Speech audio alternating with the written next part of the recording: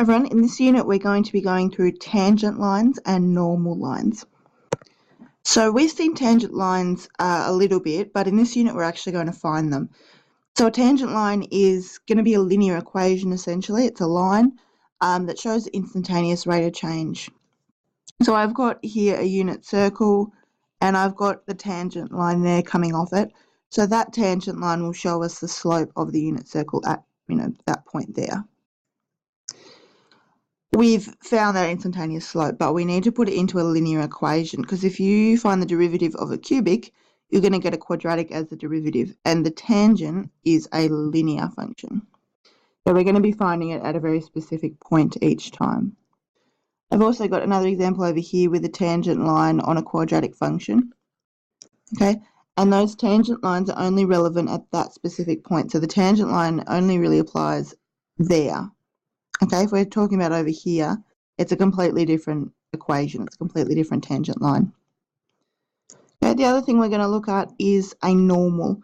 So a normal runs perpendicular to the tangent. So once you've found the tangent here, you can then find the normal line. So that's at a right angle to the tangent. When we're talking about the unit circle, the normal line cuts through the middle of the circle. So it's actually going right through it, like the radius or the diameter, it goes through the unit circle. The normals we won't get into too much. If you go on to do methods 4, you'll see them more and you'll use them more. For this course, all you need to do is be able to find them, okay, and that's not too complicated, so we'll have a look at that. So before we find the normal, we need to find the tangent lines. Okay, the thing to remember with this one is that it is a linear equation. Okay, so everything that we did in our very first unit this year is going to be really relevant. And it was a while ago, but we'll have to review it, and it will be really good preparation for your exam as well because there are linear functions in your exam. So what you need to be looking at with the formula sheet is not actually the calculus section. The calculus section isn't going to help you there. Okay, because we're not really using calculus, we're finding a linear equation at this point. So the ones that will help you are up here, gradient, point gradient, and the really, really relevant one down here is gradient of a normal equals -1/m. That's the one we'll be using to find the normal. Okay, and it tells you their gradient of a normal. So let's find first of all the equation of a tangent. So equation of a tangent, it's linear. So the first thing we're going to do is we're going to write down kind of a format for our linear equation. Okay, and that will prompt us as to what we have to find. So we need to find m, which is the gradient or the slope at that point, and we need to find c, which is the y-intercept. So to find the gradient, remember we're looking at a function at a specific point. To find the gradient at that point, we're going to use calculus and we're going to differentiate. So I'm going to differentiate that function using dy over dx notation. Okay, so that's the gradient at any given point on the graph, but I want to find the gradient at 1, 9. So I'm going to pop the 1 in there.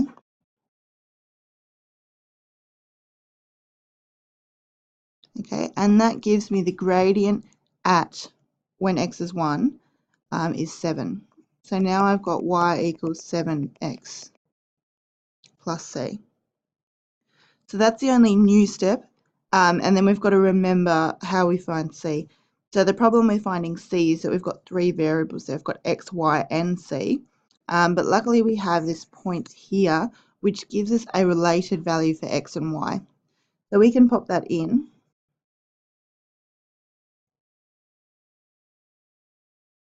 Okay, take 7 from both sides, so c equals 2. So my equation for my tangent is 7x plus 2. So on my quadratic function, when x equals 1,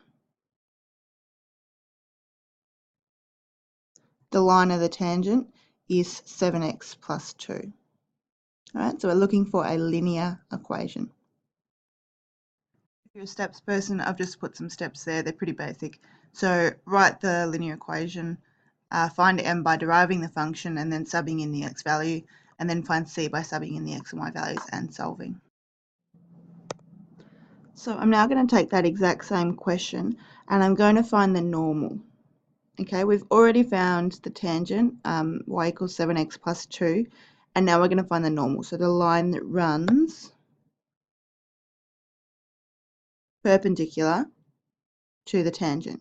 Okay, we're not going to use it in this course, so don't worry too much about what it means or what it does. We just need to find it at this point. So we've actually found perpendicular slope before. We used m1 times m2 equals -1. Okay, which was the, I've forgotten the word, the reverse reciprocal.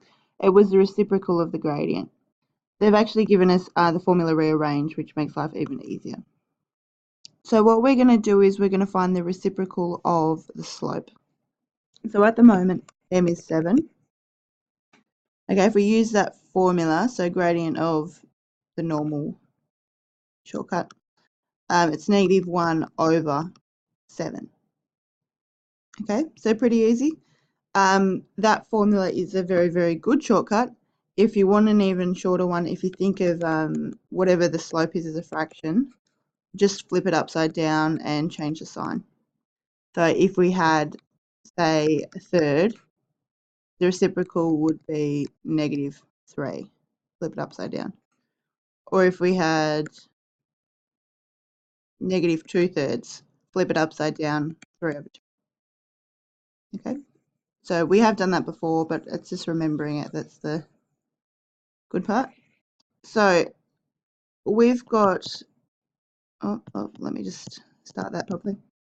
We've got now our normal, which is another linear equation.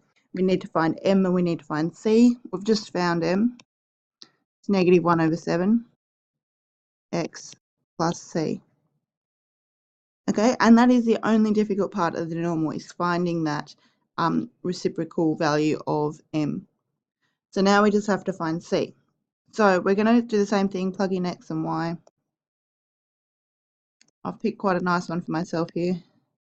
Fractions aren't too bad. So c is going to be 9 plus 1 over 7. 9 times 7 is 63, 64 over 7. Okay, so our equation for our normal, -1 over 7x plus 64 over 7. Okay, so they're not too bad, but I will try and make them harder for you with the worksheet.